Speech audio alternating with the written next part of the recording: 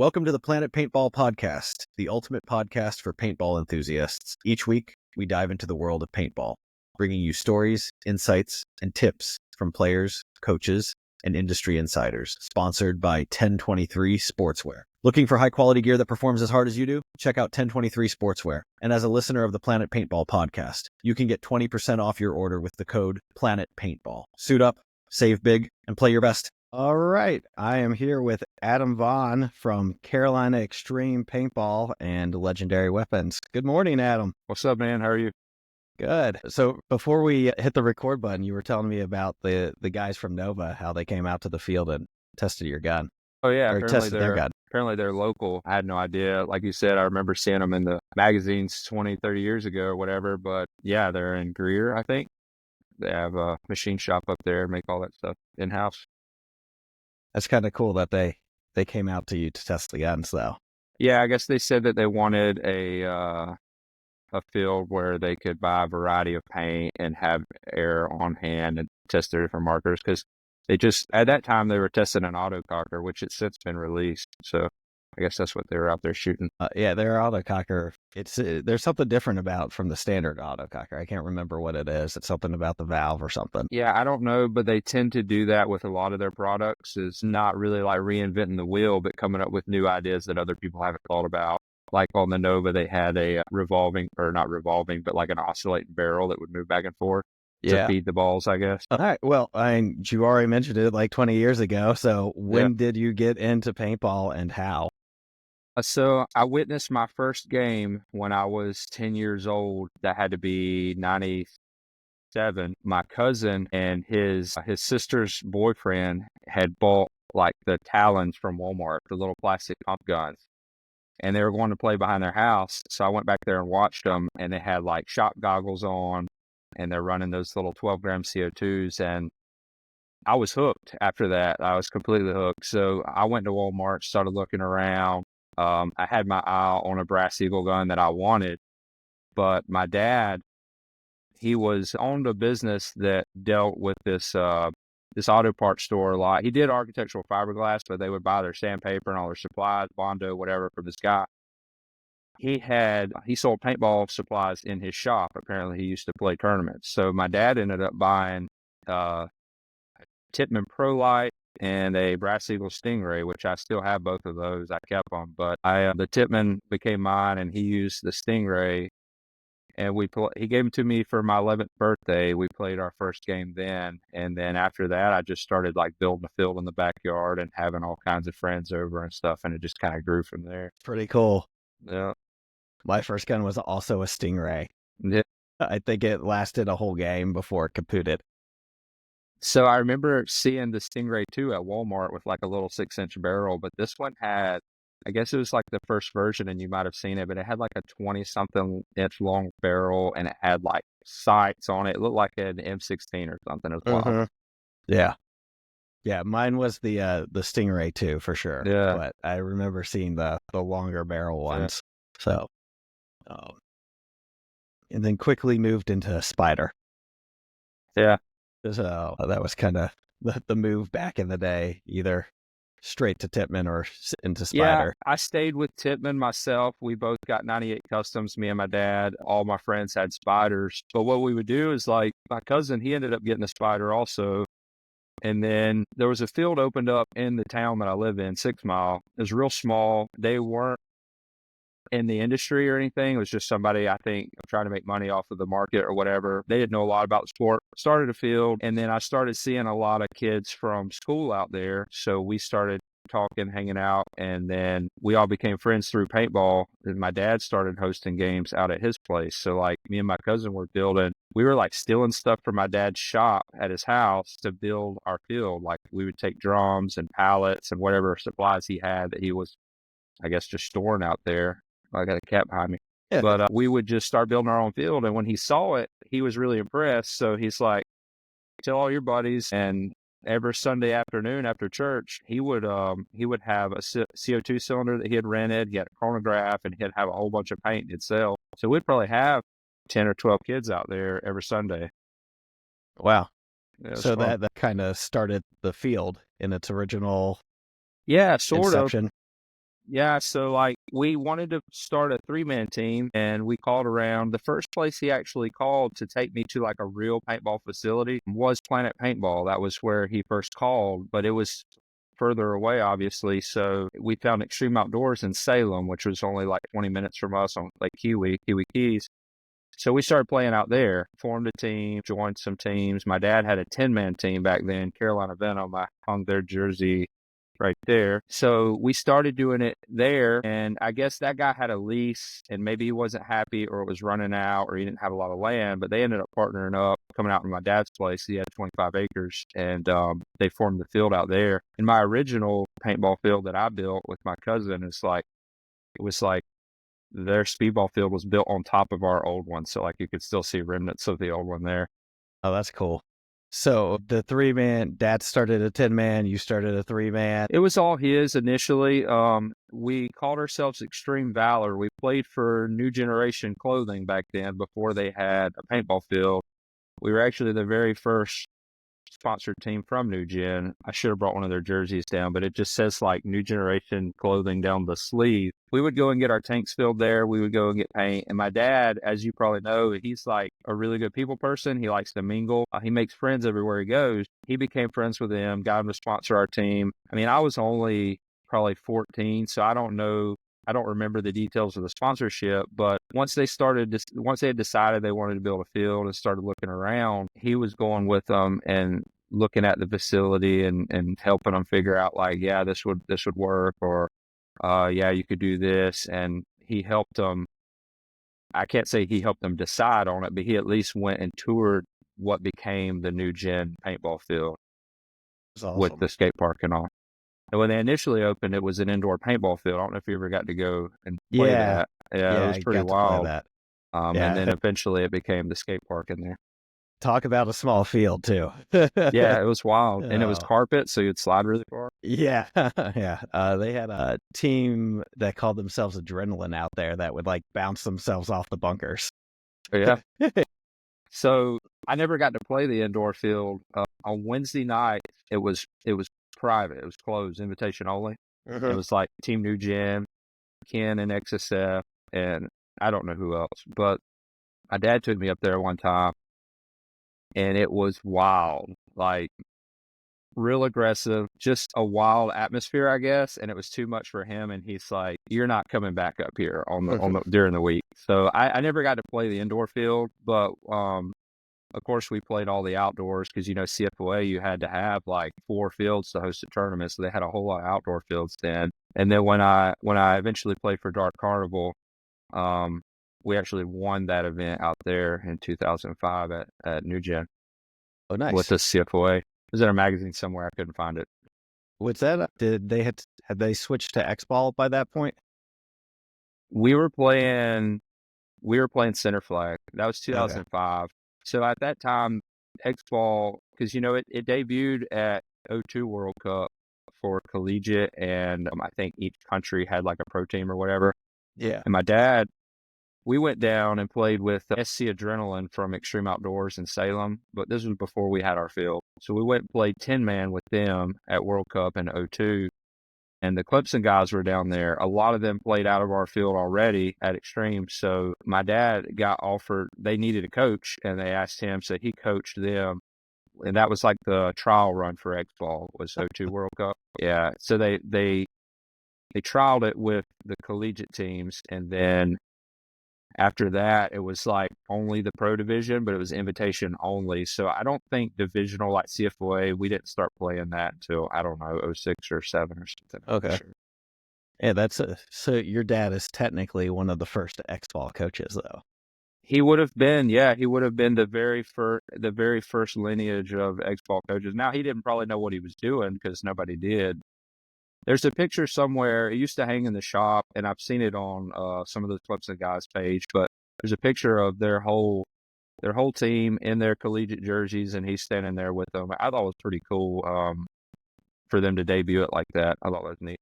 Yeah, no, and it was a groundbreaking formula at the time. I think that was my first World Cup, and that was also the event where the Jeremy Somm thing took place in the woods.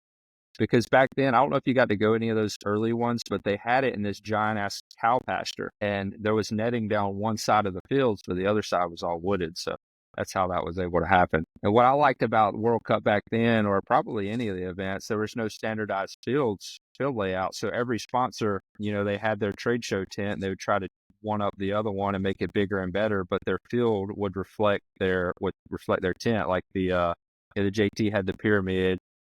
Smart Parts had their logo in the middle of the field, and you had to crawl through it. I just thought it was really neat.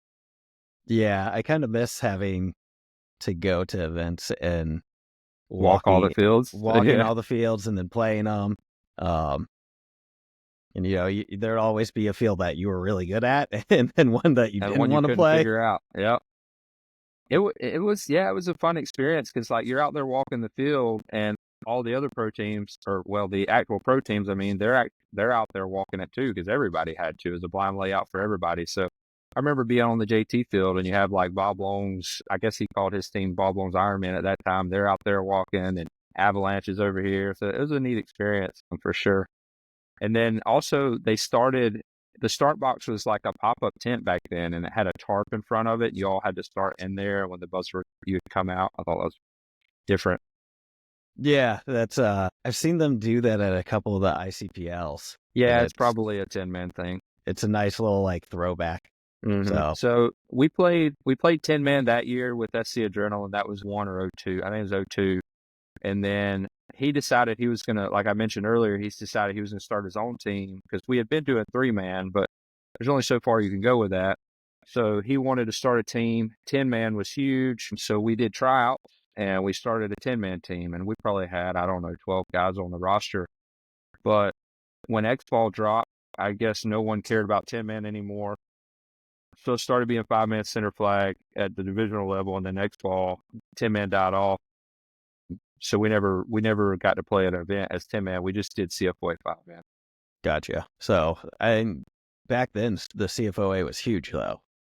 Yeah, it was 200 plus teams.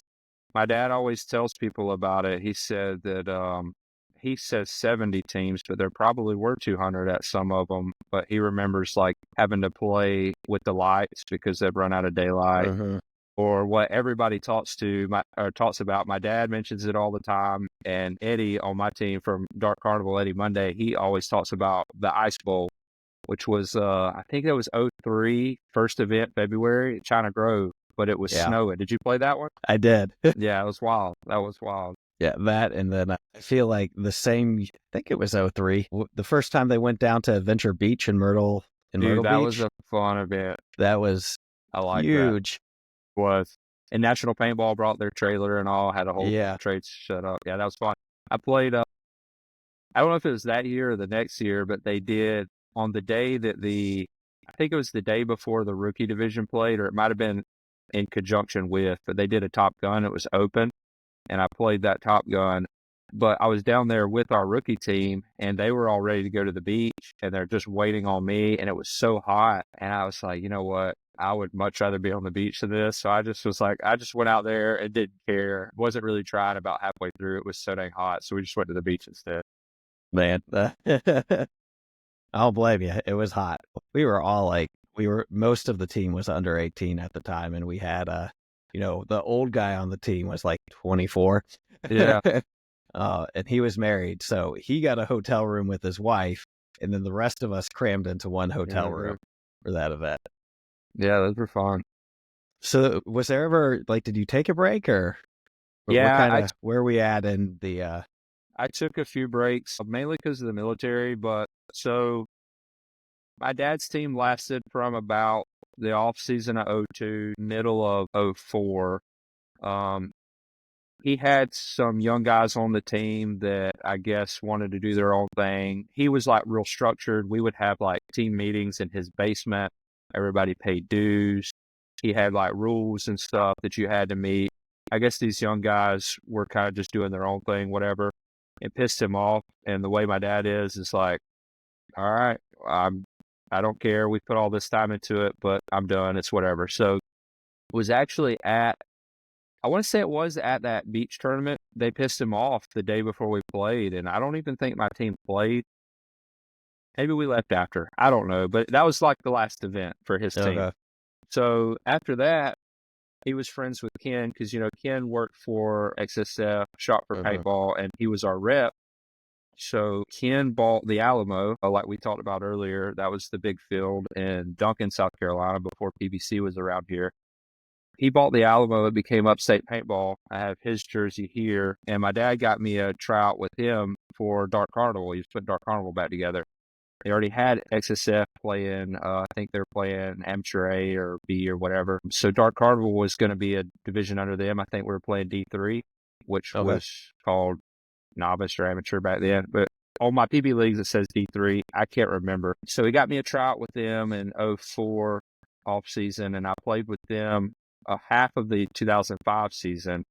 You mentioned all the guys on your team being young. Well, for me on Dark Carnival, I was the only young guy when they started. It was we were the first iteration of DC since the 90s because, they had a team in the 90s, and I think they lasted till about 02 playing 10-man, which probably evolved into XSF, I would think. I think there was a period with Gridlock. Okay. Yeah, probably. So Kid said he would do the show. I saw him this weekend. Yeah, I'm excited to hear his. That's going to be pretty awesome. So when I made the team, Mike Reese played for the original Dark Carnival, and played for XSF. Well, he worked for my dad at his shop that I mentioned. When he found out that I made the team, I was at home, and he comes knocking on the door and just sticks jerseys in my face. And he gave me his blue dye jersey like Chris has. I have it hanging in our shop. And he gave me a black long sleeve, and I wish I could find another one of those. I would love to have one if anybody could reprint one, but it was just a black long sleeve with the full color DC logo with the gesture or whatever. And back then, whenever I would finish playing, all my clothes would go in a trash bag. I'd throw it on the back of the truck. But my mom hauled off trash, and all of my old jerseys went. That was in it. I think I had a trauma jersey in there. All of my sandanas, everything just went to the landfill. So I would love to find that jersey again. But anyways, I was the only kid on the team. And when you're that young, everybody seems old, but I really do think that the youngest dude, I was 17 or 18. The youngest one was probably like 30 maybe. I don't know. But I was driving over an hour to get there because I live in Pickens County. And the car that I had in high school was the most unreliable car you could imagine. It was wild. So it was my grandma's car, and then my mom inherited it from her and used it to drive the mail route. And when I became driving age, they had a bunch of broke down cars in the yard, and they was like, take your pick. And I chose that car because it needed the least work. Like it needed, I think, shocks and a battery. So I was like, well, I guess I don't have a job. I don't have a way to get to a job. So I guess I have to take this car. So that car, I'd throw a battery charger on it every night. And then every morning I'd fill the radiator up with water and then put a jug in the trunk. And it would get me to school. And on the way home, it would make it to about my parents' top of their driveway, and it would die. And I would just coast all the way down the driveway into their yard. So I did this to get to PBC to practice because I wanted to play. And when I would get to practice, some of these dudes, Mark Henley and them, probably remember this because I was playing out there with those guys. But I'd pop the hood as soon as I got to practice and let the thing cool off. So whenever I got ready to leave, I could take my milk jugs and fill it up with water and make it back home. And there was one practice where I'm on my way home, and the car sounded a lot louder than normal. I was like, I don't know what that is. It sounded like a NASCAR or something. So I get to like a red light, and this car goes by, and there's a kid in the back seat, and he's like pointing and laughing at me. And I was like, oh man, it must be serious. So I pull into the parking lot, and my whole exhaust is hanging off. So like I unhooked the subwoofers in the car and took the cable of the speaker wire, and just like wired it up just to make it home, and limped it back home. But it was like that every time I went anywhere in that car. I was always getting towed, always breaking down. So that, in conjunction with the fact that me being the youngest player on the team, I didn't really relate or jive with anybody on the team, and I was real quiet and kept to myself anyway. So it just didn't feel natural like Carolina Venom did, because I was playing with all my friends from, like, we all started together and grew into Carolina Venom. So those were my friends, and I didn't really know anybody at the Alamo or Upstate. So I just kind of got burnt out, and I played half a season with them, and we were winning, man. We were winning like we got top 3, I think, every event that I played with them. I don't know what they finished overall. I can't remember that far back, but we won a few, and like I said, top 3 usually. Um, and I regret to this day quitting, but yeah, I quit that. I quit then. I played New Gen. I played a World Cup with New Gen that year, and then I think that was no '06. I played with Carolina Venom again. So my dad had this idea to put his team back together. He got talent from Clemson's team because by then they're playing out at our field. What he didn't account for was the fact that when summer months get here, you lose your roster because they were all Clemson guys. And we were Yeah, they doing all go good. home. Yeah, they all go home. So we had a good team. We played that Lawrence Hope charity tournament they used to do out there. We Yeah. played the one at New Gen. I think we finished second or third. We had a good roster, but we lost them all at summer. So he just quit. He quit altogether with his team. And then I joined the military shortly after that and shipped off. And I don't know if you remember Crusaders as Phil Yeah. Figueroa's team. I think they played at Highway 11. Well, he asked me to come and play an event with them, and I was stationed in Anderson with the Army. I played an event with them. It was Georgia Field Owners Association, Mm-hmm. GFOA. I think it was, I can't remember if it was X ball or just center flag, but I played an event with them and had every intention of joining the team. Like I got a jersey and everything, and I wanted to go forward and play. But I went to Afghanistan the next year, came back, went on another deployment, and it was like that for the next few years. But what got me back into it, though, was 2014. My unit was stationed in D.C., and the D.C. area, paintball is huge. Like, it kind of died off in the South for a while. Mm-hmm. I don't think it ever died off there. I don't know, man. But, like, in D.C., Maryland, there's fields everywhere. So I started going to PEVs. You know, PEVs is legendary. They were in the Yeah. video games when we used to play. So I was like, dude, I want to go to PEVs. And I started playing out there and had all the gear and everything. But when I'd come back home, I didn't have any friends that played, didn't know anyone. So every deployment I'd go on, I'd sell all my gear when I got back. But like every 4 years, we would go back up there and I'd play again. Well, Mm-hmm. I eventually found NR Paintball, and that's where I got hooked up with Arsenal and Baltimore Nasty, John Adkins' team. And I played with them 21, 22.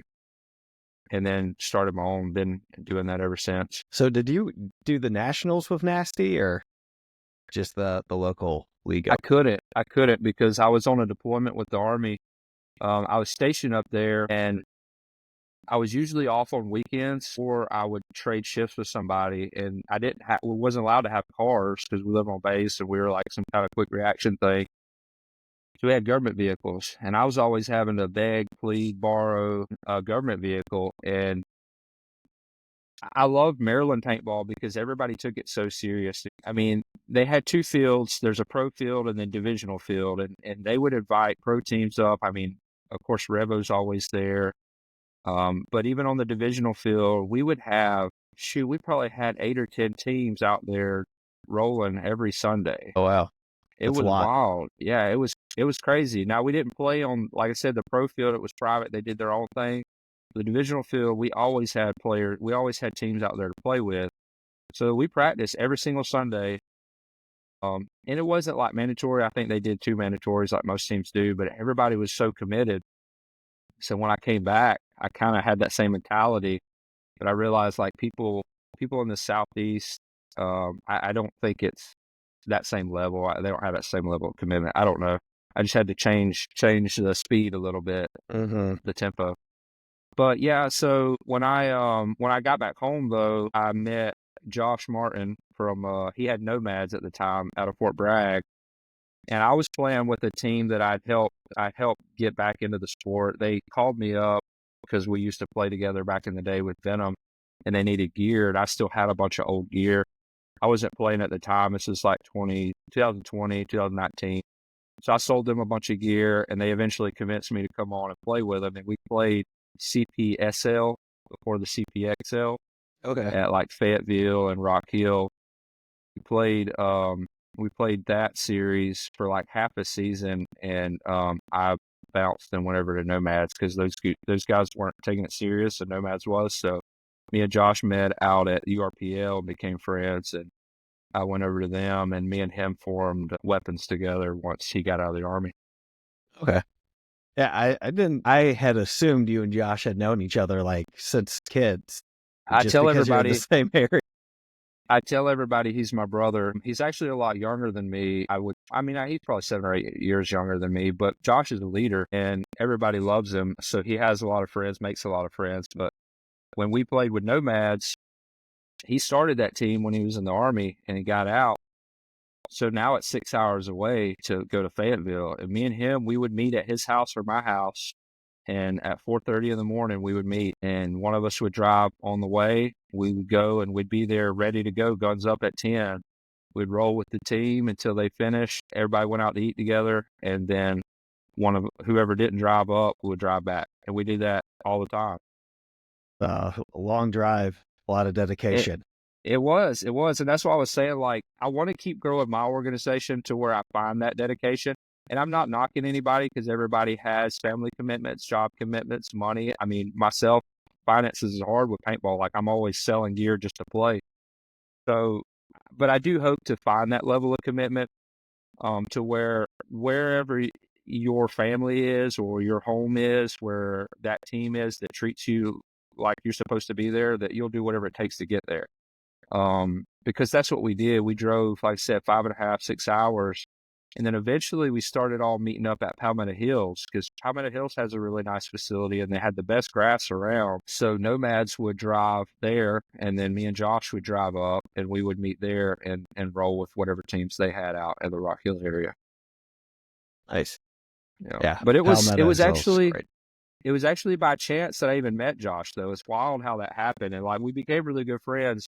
And our wives were friends. We went to church together, but the URPL was hosting, and you might remember this, it was like an intro to X-Ball Day, and it was free. You just had to buy your paint. And I was like, well, shoot, I'll go play for free. And he happened to be out there, and I had just got back from a deployment, I think, and he was talking about just gotten out of the Army. And we just kind of hit it off and became pretty tight. Like I tell everybody, he's my brother. We've been friends ever since then. It's pretty weird. Like it was just a chance meeting. That's awesome. But yeah, the URPL that Pat McKenna used to run is what got me back into it. A lot of people, man. It was a good thing for the area. Yeah. I'd love to see something like that come back. Mm-hmm. I know kind of the victim of its own success in that it got a bunch of us back into it, and then we were like, hey, let's go and try and win trophies. Yeah, because it was a rec league. Yeah. And then in between committing to a competitive team, at least for me, like I had to make a decision. Do I want to do the competitive or do I want to do the URP? Mm-hmm. Obviously I chose the competitive league. No, I think that it was a great thing that he did. And even with the youth division, like I never played the URPL. I would come up there and just see my buddies that I used to know, like Mark Henley and them. Mm-hmm. I would go out there and watch them play. But then whenever they started that youth division, my son I think he was probably 8 or 10 years old, and he wanted to play. And my nephew, they were the same age. So they got on a team and actually coached their team for the youth league. But I thought the URPL was really cool because a lot of you guys, like Relapse and all, just kind of came out of that. Yeah, no. I thought that was awesome. Relapse came directly out of it. Yeah, that's awesome. The core of that team was put on the same team for a season. Okay. And then we took that core and some Kevin who had played on a other team in the league and went up to Palmetto Hills to just kind of like see how we could do against other teams. And at the end of the day, it was like, guess we're going to start a thing. And so I think that was an advantage you guys had was like you had been playing serious X-Ball all year, but it was all unranked because it was a rec league. So when you came into it at D5 or whatever y'all did, you're dominating because you've been rolling with, it was open, like you're rolling with pros out there. Yeah. I really like that league that the URPL was cool. I wish somebody would bring something like that. Yeah, it was great to sharpen the sword, and it was fun. It was a smaller field, and he let us play old school 15 balls per second full auto if we wanted it was to. fun. 2 pod limit. Yeah, I think the running a league that way is hard, but like if like single one-off events, I think would be cool too. Yeah, and one thing that I wanted to see from it, and maybe somebody will do it, maybe I will, I don't know, but like partner with other fields, and it might take some of the stress off of him. So Yeah. maybe the league would like travel to different fields. Yeah, like here's the URPL event. But yeah, I think that at least for the Greenville area really resurged the paintball in general. For 'Cause it sure, was for sure. definitely kind of dying. I mean, at one point we had 4 or 5, and that's like stopping at new gen 4 or fields in 5 the area. fields. Yeah. Yeah. Yeah, there were a lot back before the economy crashed. I mean, there was a lot of fields. Yeah, and when I first went out to watch the URPL, I knew of PBC because I played there. I got off on that 63, went down there where it used to be, and it's not Yeah. there anymore. I didn't realize it even moved. But yeah, it was a really good thing. I feel like local 3-mans help grow the sport too. But yeah, for sure, because that's how you get people into it. Because there's not a lot of commitment at that level, Yeah. So, like money wise. yeah, I mean it's easy, and I feel like everyone has 2 or 3 buddies, and you can do it. You can do a 3-man with 3 guys, or you can do it with 4. I've seen Yeah, people go with 5. I yeah, and the personally don't cost like is going with 5 for 3-man, but And the cost is usually low. I mean, it's like $250. So you split it, what, $50 a person. So it's not bad. yeah, it's not bad. And then you got paint, and the paint consumption on 3-man's relatively low. So, um, yeah, I think that's great. So you got back into it. You were doing nomads, and then that kind of you left nomads. Kind of take us through that, and So because that'll take us to the field. I don't think Josh and I never would have left Nomads if not for the distance. That's a lot of distance. So I had suggested to them, because that organization kept growing and growing and it was huge. I suggested we did like an East and a West Nomads or something, or a North and a South. But they just wanted to stay out there. And me and Josh talked about just doing our own thing. We started weapons. And I don't remember how that came about or how we got people. He brought people in, I brought people in. Most of the dudes I brought in were like old school guys that I used to play with back in the day, like some of the Clemson guys and whatnot. And then he brought in some of his buddies and his brothers, and we started weapons. At that time, we didn't have the field yet. We were playing at PBC. So we'd go and scrimmage with Relapse and you guys, or just go out there for open play. We started our field, I'm trying to remember. The Woodsfield opened in December of 23 as like a invitation only. It wasn't like an official business. Andy and a bunch of the guys came out for that, some of the Relapse dudes. And then January is when we actually officially opened, January of 24. We didn't have a speedball field for months. I mean, I owned the field. I had bought one of the NXL kits from World Cup, so I had it in storage. But there's a lot more to it, like the surface and the grass Yeah. and the netting and the poles. When we finally got the field ready, got the grass right, we would set the bunkers up. And if you were out there, you just had to have goggles on because we didn't have netting. I think it was probably around May or June when I actually got netting. And then if you remember, we were filling out of scuba tanks for a while. Yeah. I didn't have the money, didn't have the means to get an air compressor because you can't really get a business loan when you're brand new. And then my mom, she always has good ideas, and always like, I don't know, when I got out on my own, was going to rent a place, she's like, no, buy a house. And I did. So like, she always talks me into things that usually pay off.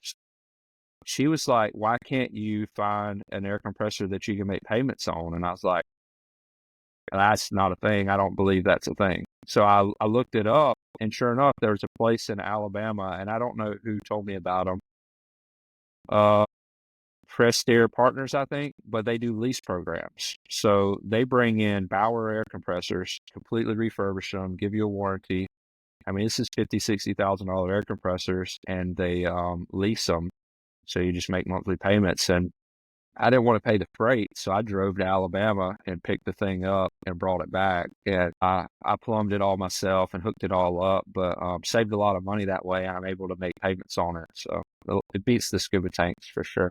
Yeah, yeah. I still got a scuba tank in the garage I use every now and then. When we did the first scrimmage out there, it was huge, and a lot of you guys came out. Rice and Beans came out there. I Uh-huh. think we had like 5 teams that day, but you couldn't get the younger guys. They had never seen anything like that. You couldn't get them to understand, like, you gotta fill it first in this tank, and then it'll get you up to a certain PSI, and then top it off in this other tank. So they were just mixing them all up. So all the pressures were out of whack. You could play like maybe 1 point before you started losing velocity. So that, I think, getting the air compressor is a huge game changer. Yeah, yeah. It's definitely a huge game changer, especially for tournament level play. We'll But yeah, call it yeah, we like could have, it's we almost a probably could have must. made, yeah, we could have made do with the rentals for the scuba tank. Now, it took a while. Like if I had like 40 or 50 guys out for a rental day, we had to line them up one by one, fill them, and it was slow, but we could get by. But you can't have tournament practices without an air compressor. Yeah. Yeah, at Planet, we used to, before we got a compressor, we used to get the big bottles, the ones that Yeah, are and about as somebody tall told me as you, about those, but yeah, I and never got them. we would have to pick them up, back the truck up to we had like a little house with a little porch. So we back the truck up, prop them up, and then roll them all the way through the house. Hmm. It was a beefier gauge than like what you have on the scuba tanks, but like, had to do the first one and then the hot fill. And Hmm. back when I started, that's like, you had to get approved to fill your own tank once you Yeah, stepped up from CO2, and it was like a big deal. So, yeah, and that was the worst part, was picking up the tanks. Like we had worked out a deal with Upstate Scuba in Clemson, and whatever deal my dad had with them, we was able to rent like, I think we would rent like 6 for the weekend, and we weren't having a lot of numbers at that time. But I would pick them up every Friday, and then he would return them every Monday. He hated doing that. He would complain all the time about it. It wasn't easy. I mean, they're not lightweight. It was just still the small tanks, but they're pretty heavy. It was a hassle. So it's nice not to have to do that anymore. yeah. Yeah, it's just makes life a lot easier. Yeah, for sure. So, like, this year's kind of been the soft opening of the field, right? Yeah, I guess I'll touch on the history a little bit because I haven't done that yet. So, like, my dad, he closed his down in '07, '08, whatever, with the economy, because he said that they would sit out there and people just wouldn't come. I assumed that it was their location because back then there was no social media. So your only marketing is word of mouth and whatever, I don't know, signs, billboards, newspapers. So you had to know about it. And I assume that's why he failed, or they failed. He said the economy, and he's right, because a lot of the fields, well, all of the fields in Pickens and Oconee County died off at that time. The Yeah. only ones that stayed, of course, Paintball Central, and then some around that area. I guess Red Fox, they stayed because they're woods ball. That's always going to be successful, I would think. Yeah. And it was So still running, I think, till '09, and then okay, we cool. shut the doors, but it got really slow. Yeah. So when he closed down, like I said earlier, it was a partnership. So they split whatever bills they had, I guess. And for years, my dad was paying on loans that they had from building that place because, as you know, the property's on a hill. So all of the fields had to be cut out of the mountain, like the bank. So the 10-man field, which is now our X-ball field, had to be graded off. They built the driveways, the building, all of that, the infrastructure they had to build, and they had a lot of debt. So after the field shut down for, I don't know, probably a decade, maybe, I don't know, but he was making payments to the bank, and he hated paintball because of that. And I was passionate about it my whole life from the time I watched my first game when I was 10. So I would always, when I'd go on a deployment, I'd play and I'd tell him about it, or I'd tell him about some pro player that I'd ran into, whatever the case may be. He didn't want to hear it. He said, I don't care about paintball, don't want to hear about paintball. I don't even want to hear the word. Well, I guess it was probably 2016, 17, 18, somewhere around that time period.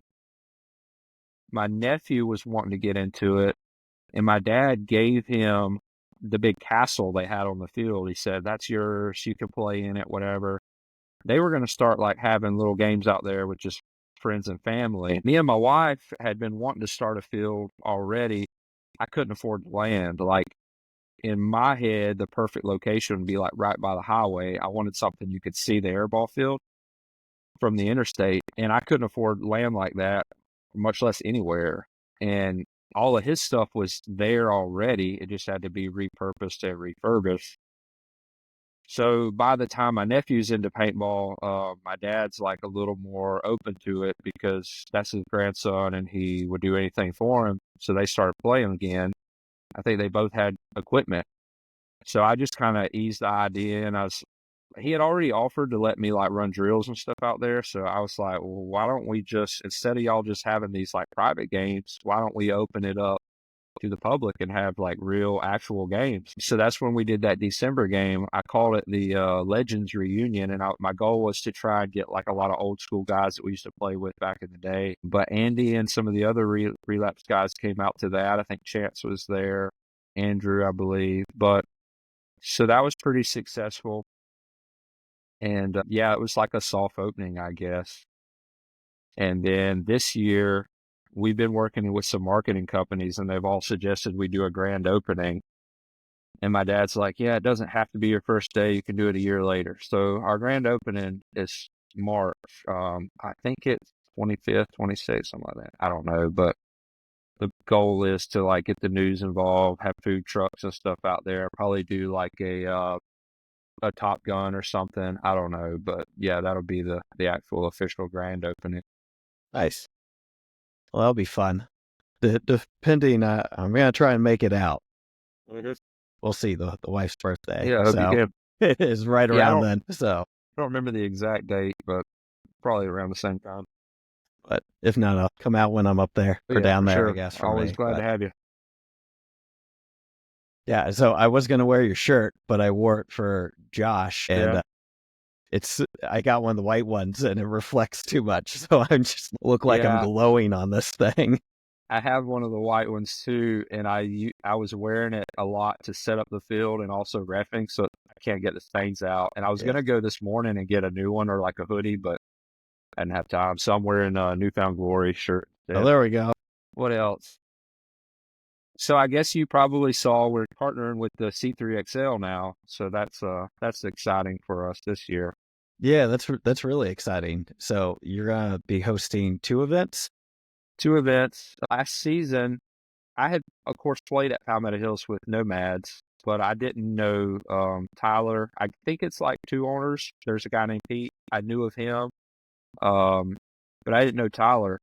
But last season, people kept telling me, hey, Tyler from Palmetto Hills is trying to get in touch with you. And I kept hearing this from more than one person. I was like, well, tell him that I'll message him or call him, or he can message me. I don't know. But they kept telling me he's trying to get in touch or wanted to talk to us. So finally, we linked up, and he said we're wanting to have 3 events in like a triangle and like comparable distance to each other. So it's like one's not a further drive than the other. And he was looking at the upstate South Carolina. And I guess PBC, they're so large, they already do their own thing. Or I don't know what his reasoning was, but he decided to talk to us. He came out, toured the place, and gave us like what his thoughts or ideas or I guess requirements are. Like, like on the snake side of our field, it was wooded. Well, he said, well, we need spectator and coaching spots. So for the past month, I've been out there with a chainsaw cutting all these trees down, and we were running it through a chipper. I got cable and netting hung, so now we have an actual spectator side. The next goal to conquer is making sure we got parking for everybody. We have a huge field up by the road, and then you go down that gravel driveways. But Tyler suggested, he's like, hey, we'll get all the cars we can in here, but if somebody has to park up at the top, we'll just haul them down here in a pickup truck. They can drop their gear off, and we'll just shuttle them. And I was like, if you're cool with that, then I'm cool with that. I think we'll be all right there. But that's kind of what I've been working on the past, I guess, about 3 months now. I've been trying to get ready for that tournament because we're hosting the opener, and it's February 8th. It's not the opener. It's an invitational. It's not regular season. It's like a trial run for us, really. But it's an invitational. He said we'll expect between 12 and 20 teams, and I'm excited to just see how the field handles it, how our staff can handle it, and see how it goes. And then we'll be hosting one more event, I think around May or June or something like that. There's 3 fields total, and each one gets 2 events. Okay. Well, that's nice. Like, that's keeps it even, but at the same time, I think so. I went and played their season. Well, it wasn't their finale. It was their open they did in November. I think it was November. World Cup started my official paintball season, apparently, instead of ending it. Yeah. And I really like the format, so it was fun. Yep. That's cool. I think it's I haven't played one yet, but I'm going to play the opener. Me and Josh are putting in a team together, so I guess we're going to play that one. Oh, that'll be awesome. Yep. Yeah, I think it's a nice step, to be honest with you. Like, you could, in theory, go straight into it, but it's also like if you've been playing some 3-mans and you want to go to the next level, like, it's a nice in between from instead of going from a 3-man team all the way to X-ball team. Yep. It's like an introduction to X-ball for it. I like it because it's a lot more advanced than like 3-man center flag or something. Yeah. And the field's a little bit smaller, which makes the games go faster. Yeah.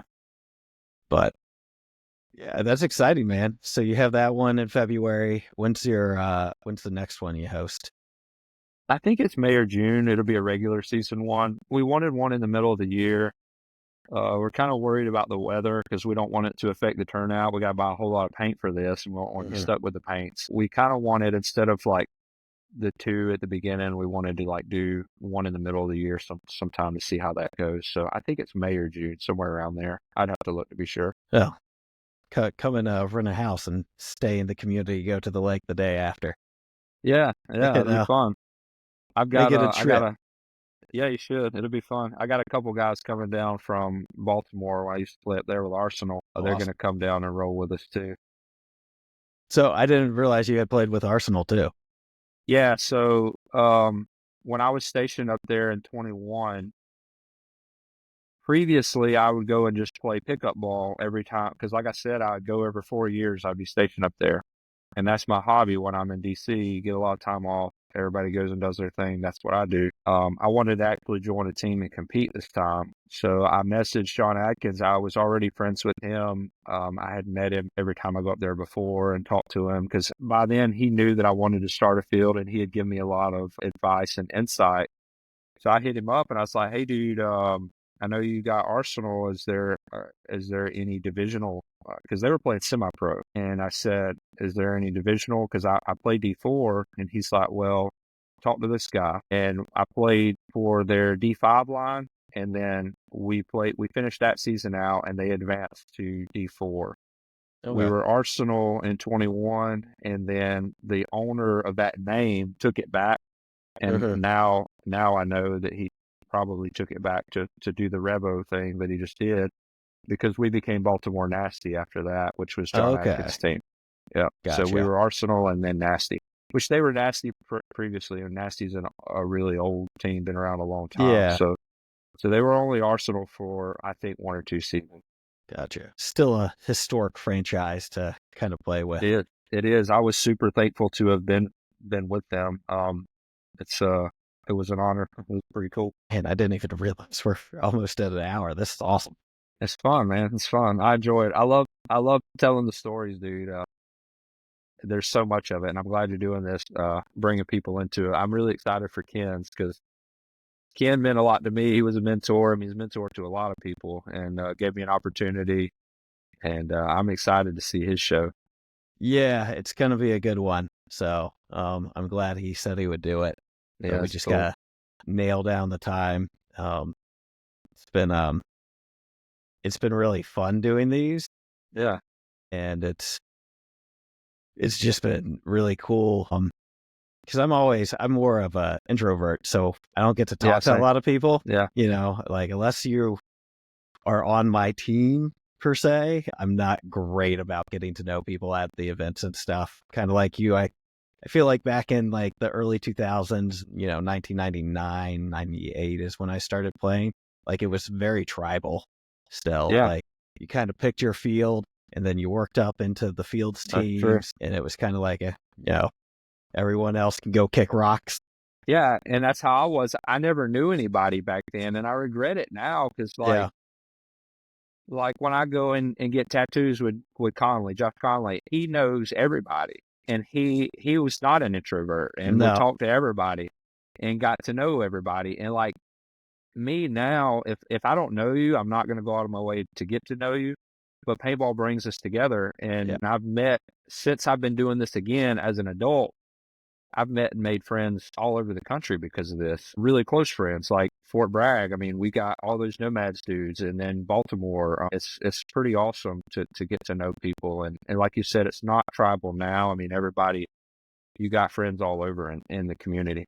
Yeah. Which I think's great. So that was like a big part of it was like, just want to get out of my shell and Mhm. find these stories, mainly because growing up in the Carolina, like we all know these divisional stories. We know Yeah. about Extreme Sports Fulfillment, Mhm. XFS.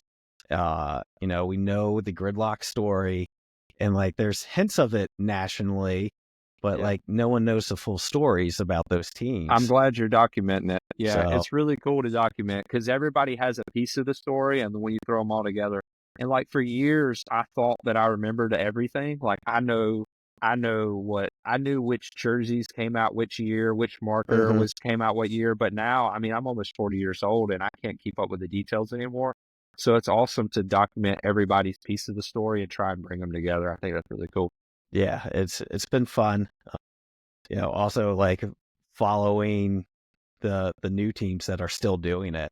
We have the Razorbacks on, we have War coming on. Um, Going to do a other one with Trenton Bang out of New Jersey. We had the Robinsons with the Filthy Crew on. Yeah. So I think the Southeastern story is cool to document, and nobody really gives a damn unless they were here. So it's yeah, cool. It's cool to talk about it because, like, a lot of us did come up in the CFOA, and we saw teams like Gridlock and Trauma. But like I said, everybody has a piece of the story, and I think it's cool to bring it all together and document it. That's really neat. yeah, it's been a fun project. So let's talk about weapons a little bit, man. Like you guys had a pretty good first year. I feel like you had lots of team. Like you had the main D5 squad, right? We played D5 initially, yeah. Then did you guys have some youth lines too? Yeah, I had two Division 6 teams. One was a youth team, and the other was just a beginner team. Okay. So how did that all come about? So, after Nomads, me and Josh are free agents. We wanted to play. We tried starting our own thing. I guess we tried to get his brothers into it or whatever. And Andy kept trying to get a hold of us. Like he was always trying to tell us to come and play with you guys. And We we wanted did. both of you bad. We did. We played a couple events. Well, we played one event with y'all in GXL and had a Uh-huh. blast. That's actually where I got to meet Josh Conley. Met him because he played with y'all then too. Uh-huh. But we had a good time, and we would come and roll with you guys. But I kept telling him we had every intention of starting our own team Uh-huh. because it was always my goal to do something with Josh. When we did Nomads, we were, like I said, he was like family to me. So we wanted to do something together. When we started weapons, it was, like I said, he brought on some and I brought on some, but all of my guys were old school. Um, But the one major reason that I did weapons was to give my nephew and my sister an opportunity to play because they had played for Andy with Relapse on The the 3-man line. Division 6 3-man, yeah. And they both wanted to compete. So I was like, well, I'll just start a team and coach y'all, and y'all have an opportunity to learn and grow. We started at D5 because they were no longer eligible to play D6 because they had done a whole season with Relapse. With weapons, we're trying to think about how to describe this. there was differing goals on the team. Uh-huh. Some of the team was there to win because they're paying the money and they want to try and win.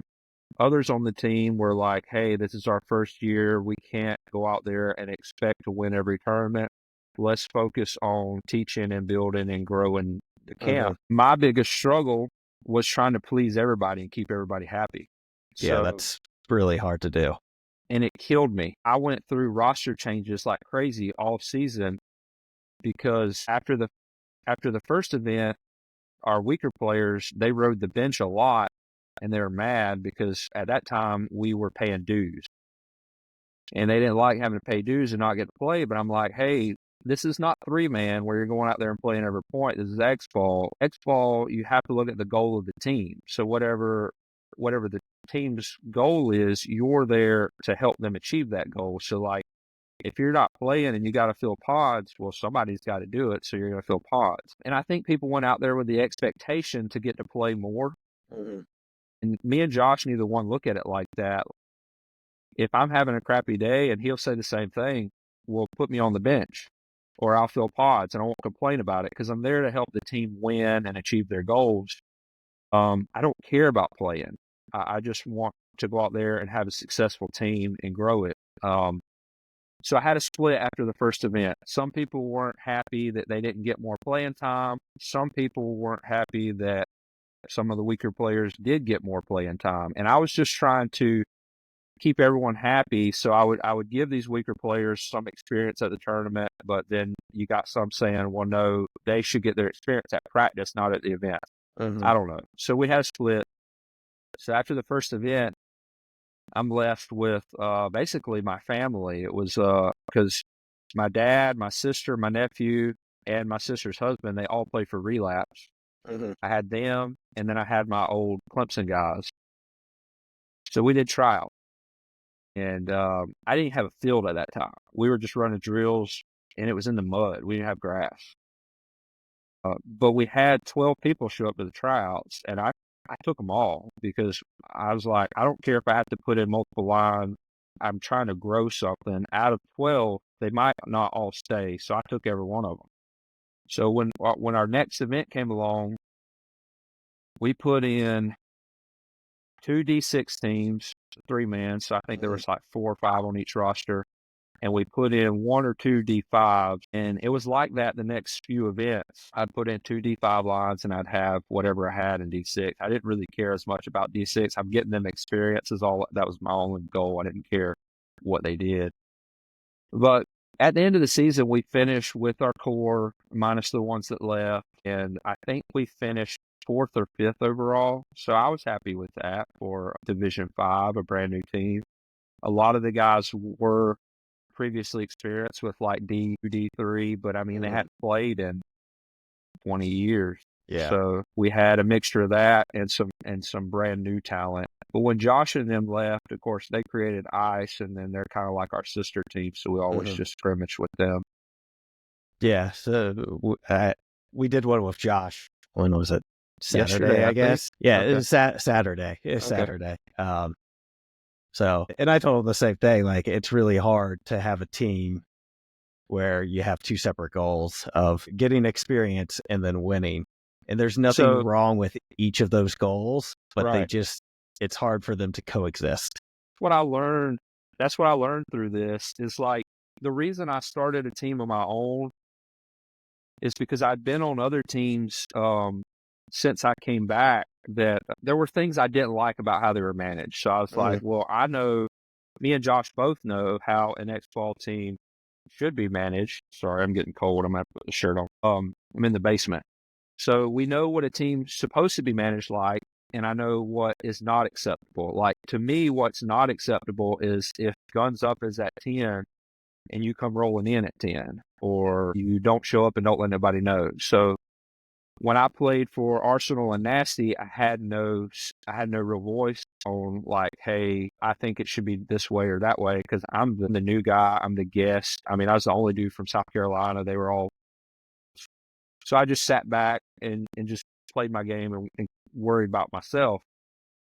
So when I started my own, I was like, all right, well, these are the rules. This is what I want. This is what I want to do. but trying to please everybody was my biggest downfall. And it really hurt me a lot because I lost Josh and his guys initially. So his two brothers, we had a guy named Darian from Nomads that still plays with Ice, and a couple of the newer guys we had picked up for weapons. I lost all of them initially, but then my dad and my family, I guess once the initial split, they thought, well, they were going to be guaranteed more playtime now, but that wasn't the case because, like, I'm going to play my best five, you know? Mm-hmm. If you're not up to the level of everybody else, why would I put you in more than the people that are more prepared? So when after that first event, they didn't get playtime, and then they continued to not get playtime, then they all left. So then it's just me and my Clemson guys, and then the ones I had picked up for my tryouts. But so yeah, that's my biggest downfall. And then we ended up doing one of those growl clinics when they were going around funding their team with the clinic. And that was what Ken told me. He said, screw everybody's feelings. You're not here to please everybody. Like, whatever the team's goals are, and I think that's one of my biggest regrets, I guess, is not being upfront with my goals and getting everyone else's input and figure out as a team, what do we want to achieve? Mm-hmm. Because I don't want anybody to be blindsided or get into something and it not be what they expected it to be. So yeah, he told me that. He's like, you can't, it's not about fair. Yeah. And then I also had the same conversation with Josh Stanley from Bear Ridge. And I was like, dude, how do you do it? Because it's killing me trying to keep everyone happy on this team. I've got people constantly leaving, and that hurts when somebody leaves and starts their own team. It happened to me twice this year. Yeah, it stings.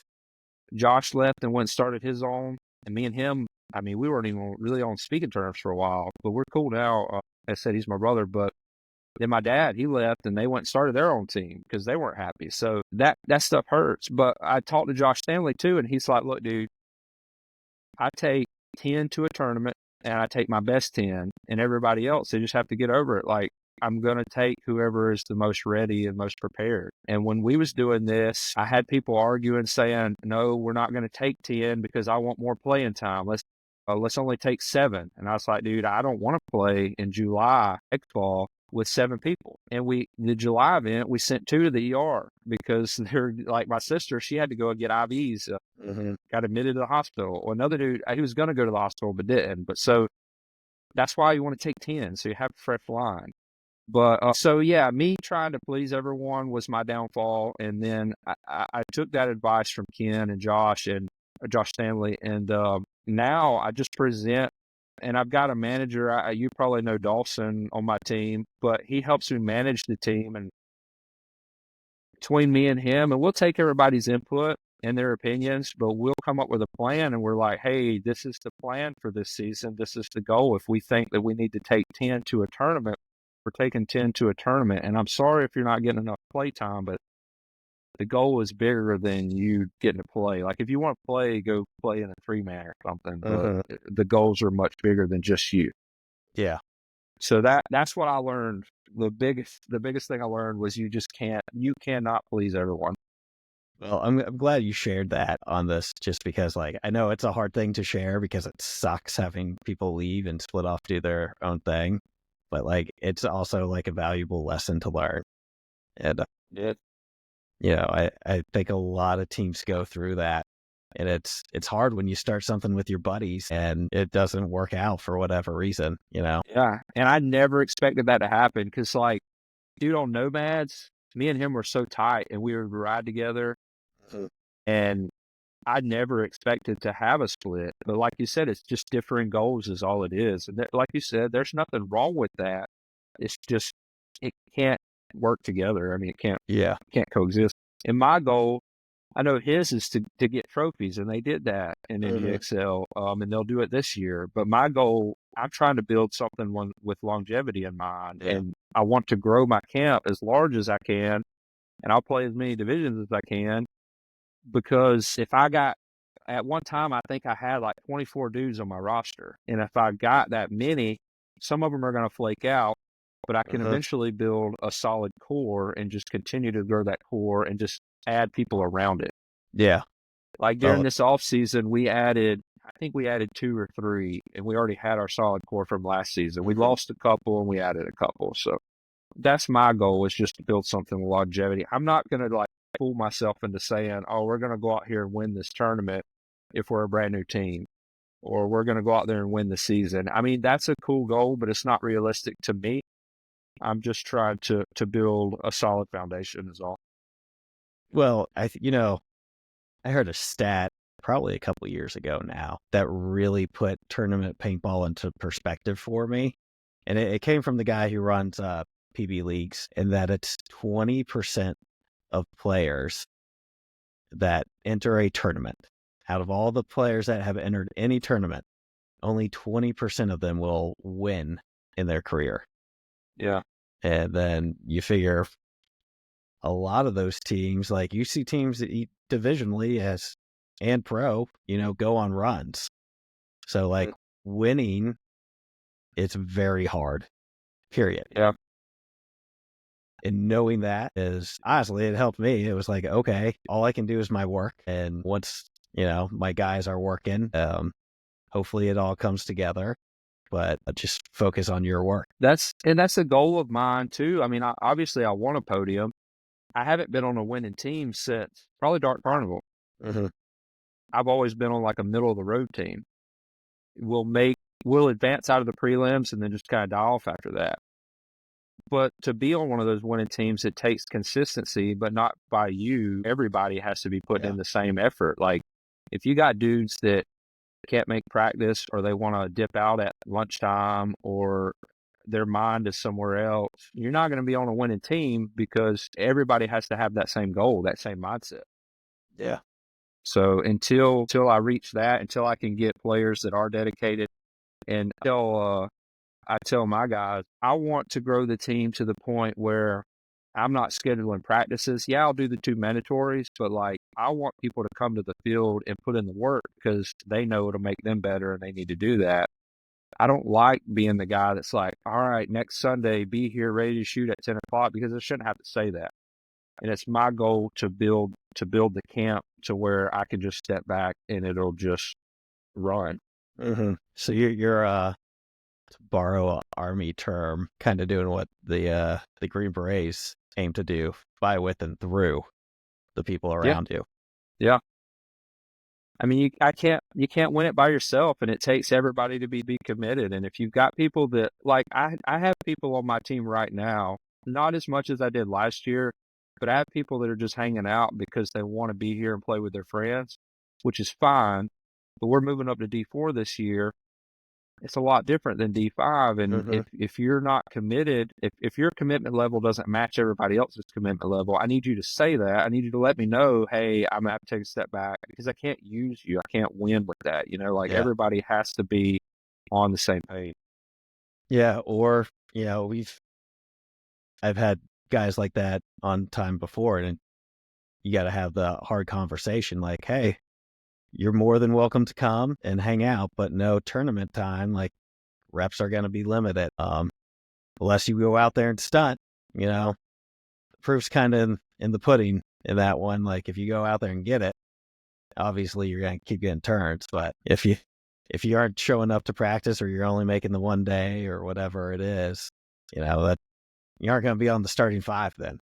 Mm-hmm. So, and, kind of run those. Most tournaments we've ran the starting 5 or 7, pretty consistently on teams I've been on. So, well, and like with Growl, they do, I think they called it, an A and a B. mm-hmm. I think they said, as a B, it's my goal to take that spot from the A. Like, the A's the starter, and if you want to be better and you want more playing time, then you're going to show up early and put in extra work to try and to be A. Yeah. Well, and I know on Relapse, we would break it down into sides. Like, once it came to going to the tournament, and you'd have your starting 5, and then you'd have the guys they're rotating with. If you're that B, when you get your opportunity, you need to go out there and prove that we can either keep the rotation going, or you're just going to be sitting. Like, it just is what it is. So, yeah. And then, like, aside from skill or paintball knowledge, at the divisional level, and I myself am like this, a lot of the guys don't take fitness as serious or exercise. So like playing X ball, especially if you're playing on one, I mean, some of these dudes, they're only getting 1 or 2 good points in and they're gassed. So Yeah. that's another thing that I have to consider with growing my line is like, I want to get more athleticism. Now that's a big thing. And ironically, now that I'm not playing on a team, I'm in better shape than when I was. But and I'll just use me and my brother as the example. He is, and I can't believe I'm saying this, he's a better player than me. But I can run more points than him.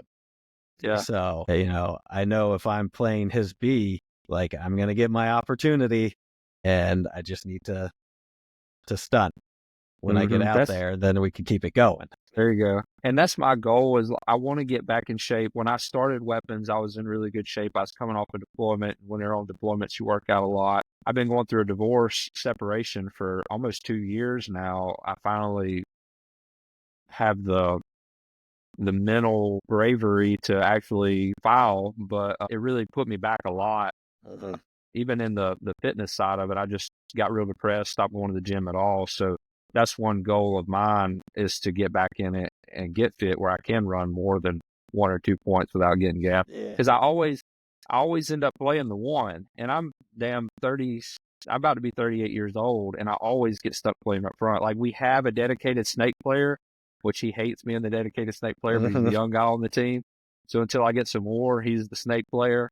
And then I'm always up the middle or always in the front Dorito, and I don't want to be that. So I would like to continue to grow the camp, but also work on my fitness level so I can perform there longer. I can do good for 1 or 2 points, but after that, I'm gonna need a break. Yeah, I just started playing the snake again, and Yeah, it's rough. man, it's rough. I grew up playing the snake because I did too, but at our age, it's rough. it's rough. So I enjoy playing it still, but God knows I'm not fast anymore in that thing. Well, so are you guys you've already had one round of tryouts. Are you guys having another round for this year? Yeah, so Did I see the that? first round of tryouts fell on the same day as the CFOA 10-man. I've got practice this Sunday, and I wish I'd have done the tryouts then, but we're going to do it the following week, which is the week before the C3XL. Really just trying to work with everybody's schedule. Josh Conley come on board this year to coach for us, so he's coming out to help me with the 3-man and figuring out those lines. And then, yeah, I'm hoping to pick up a couple more players at the tryout. We're always promoting the team and sharing it or whatever, trying to get more recruit. But I think Josh is a great pickup. Yes, He's I a agree. great guy, but he's got a really good paintball mind too. Yep, and he's been in it just as long as we have, and I don't think if he took a break, it wasn't like I did. Like he seems to be very involved in the industry, in the community. But yeah, I think a lot of Josh. I love him to death. He's been a really good friend to me. And it's going to be nice for you because you're doing less. It's hard when Yep, you're the only one. You mentioned was one of the guys is managing with you now. Yep, So. that was a big stressor last year. Is like I tried to get my dad to do that because when we started weapons, we didn't have a coach. My dad was a plant manager for like 20 years, and then he had his team in the early 2000s. So it only made sense for me to get him to coach. But he doesn't have X-ball knowledge, and he's more, like I mentioned earlier, my dad is more of a PR guy. He's good at building relationships, not really X-ball coaching. So he kind of stepped back, and we added another coach. It was Philip from Crusaders. He got back in and started coaching with us. But yeah, like taking some of that stress off of me is helpful. And I tried to get my dad to be like the pit manager because I need that. He wasn't interested. He don't like getting up early. He don't like getting to the field early, and he don't like hauling everybody's gear for him. So that didn't work out with him. Olsen helps me a lot because now instead of me having to remind everybody, hey, get your entry fee money in, or hey, book your hotel, or hey, this, that, like he helps me out with a lot of that. I still am looking for a pit crew manager, but me and Dawson were talking and we come up with a strategy for that is like this year we're playing D4. Well, D6 plays on the same day as us. So we're thinking if we just build a D6 team, well, they can pit for us and we'll pit for them. So I think that's kind of our goal now because nobody wants to go to a tournament, especially if they're volunteering and not getting paid and just work all day. Yeah, And it's hard to find those. yeah, so one thing I had suggested in the off season or after last season was whenever the entry fee money is being collected, we each throw in an extra $20 so that we can pay our staff Mhm. at least cover their hotel room so they didn't Yeah. pay money to go and work. But I still don't have a person for that, so I think doing that D6 line after tryouts and we have some new guys, I think that'll be the best move there. Just they pit for us, we pit for them. Easy Yeah. solution. Yeah, when we had relapse gold and black, that's what we tried to do. It was hard when we were still playing in the same division, but once one team went up and the other stayed down to develop, it got a little bit easier. Like, hey, you guys are already up here. If one or two of you want to stick around, we'll take care of you. Yep, and that was a challenge last season because we played D5, so the D6 guys played on Saturday, Mhm. and they're Division 6, they're all brand new. Like, you had to tell these dudes, "Hey, you don't exit the field out of your pit." Like, I mean, you got to exit the field out of your pits, or you're going to penalty. Don't exit out of theirs, or you can only take your barrel plug when you're off when you're on the field. Like, Mhm. they're brand new. Yeah. So they needed a coach. And thankfully, Philip, like out of the goodness of his heart, he just volunteered to go down. He would go down on Fridays and he would coach them and then he'd coach us. I have a hard time with that, me doing it, because I work swing shifts. So I lose a day shift and a night shift. And then I'm also in the Army still. So I have Mhm. drill. So I only get 1 week in a month that I'm off. So to go to tournaments, I'm usually having to like beg or swap shifts with somebody. Mhm. But thankfully, Philip was able to go and he would coach Saturday and Sunday. But now that we're in D4, being there at the same time with them is going to be a lot easier. Like, they can share hotel rooms with us. We can coach them. They can pit for us. So I think it'll make that situation a whole lot easier to handle. Yeah. That's awesome, man. Yeah. We are right over an hour or almost an hour 30. So maybe A we lot to wrap talk it up about. for this time. Yeah, that Yep. has been a lot.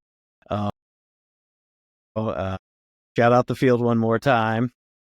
Yeah, it's Carolina Extreme Paintball. We're in 6 Mile, which is right outside of Clemson. Same location, 20 years, but like we said, we just reopened doing the C3XL thing. So that'd be February. And then any sponsors for the team you need to shout out? Oh, Of course, I mean, Matt with GI, Matt Sossaman, he's helped me a lot with the team and the field. I've been partnering with him since we started this. He's been great to us. We also use Vulcan. We switched to them for NXL because with GI, you got to buy their whole sponsorship package. With Vulcan, you just got to put their name on your jerseys. So we're yeah. going to use them for NXL. We got, let's see, who else we got? Supreme Nutrition, Luke, Supreme Luke, Nutrition. yep. He plays for Carolina Ice and owns. It's like GNC, so you can go and get your supplements there. So he sponsored us last season, and he is this season as well. And then who else did we get? I guess that's about it. Oh, we're Good. using Max. We're using Max for all of our Oh, jerseys. for jerseys this year? Nice. Yeah, we did. They did a package for us. It's like you pay like $225. You get jersey, or you get 2 jerseys, a home and away. You get pants and a tech tee for $225. So I went with them, Pretty good deal. and they're So, at all the NGXL events. So once you buy their package, you get 20% off in their little booth. So we did okay. that. So you can get a discount there too. That's awesome. Yeah. They're coming in hot since they came on the scene. Yeah, they are. That year that I played with y'all for NGXL, what was it? Ruthless was there, and they left, and now Max is there, and it seems like they're doing a lot. I mean, their packages are really affordable. I was happy with that. We were paying with GI, which I love the JT product. I would always use it, but the hard thing with GI was like you were required to wear all JT Empire stuff. And I Yeah. had guys on my team that are like, hey, well, I don't want to wear a different mask or I don't want to wear different Mhm. pants.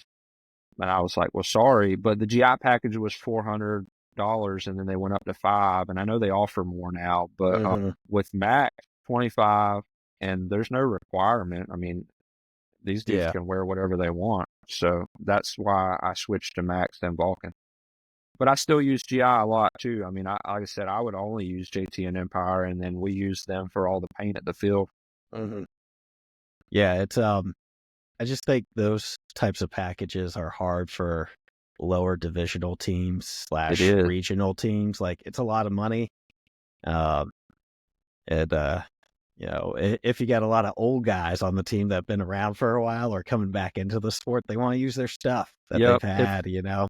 It's hard to get somebody to want to pay 400 out of pocket when they already have stuff like you said. And then with the price going up, there was just no way I could swing it. I love the GI jerseys. Like, what's that dude's name from Damage that designs those? He's Lackey. Lackey. What is So he Lackey's designed first name? Jared. Jared Lackey. Yeah, I Yeah. was gonna So say Justin, and I was like, he that's not designed it. the weapons jersey. He Okay. did the Arsenal jersey. He did the Nazi jersey. He did all three of those, and I love their products. But yeah, I can't ask my guys to come out of pocket $500 when they're already having to pay their entry. So yeah, I think just doing the Vulcan deal for NXL works for us because they do the same paint contingencies. There's just not a gear requirement. So my guys were happy about that. Last year we all had to use halos or triads, and everyone loves a spire, like their spire. Like I sold both of my spires and I regret it, but I was shooting a triad. So now they can just use whatever they want. I was wondering why there were so many halos at your field. Yeah. So we bought, I think I bought like a dozen or 2 dozen halos because when we did the package deal, I don't know if you've seen the new shell kit they designed for them. Damage and Diesel are using them. And when you go to the GI's website or their Facebook page, it looks like they strategically take those images out of their media, but they're testing a new shell kit for the Halo, and it was supposed to have been released last year, but it's coming out soon, I think this spring. But it looks like a spire or a control shell. It's like 2-piece clamshell instead of all the screws from the Halo. Because that's the worst part about the Halo, and that happened to me at World Cup. Is like if you break a ball inside of the hopper, you got to take all those screws out, pull it apart. That's the most reliable hopper, but working on it was not fun. And then also the neck's tall, so I had to cut mine off, sand it down. I like the Halo, but the new shell kit would be a game changer for that. Yeah. Well, looking Hopefully forward they to come seeing out that soon. then. Yeah. All right, man. Well, I'm going to stop the record button and we just got to hang out for a second. All right, brother. Thanks for tuning in to the Planet Paintball podcast. We hope you enjoyed today's episode. Whether you're out there grinding in the divisional pits or chasing dreams on the pro stage, remember, it's all about the passion, the hustle, and the love for the sport. Shout out to 1023 Sportswear for sponsoring the show. Don't forget to use code Planet Paintball at checkout for 20% off your order. Gear up, save big. Until next time, keep grinding, keep growing, and we'll see you back here on the Planet Paintball podcast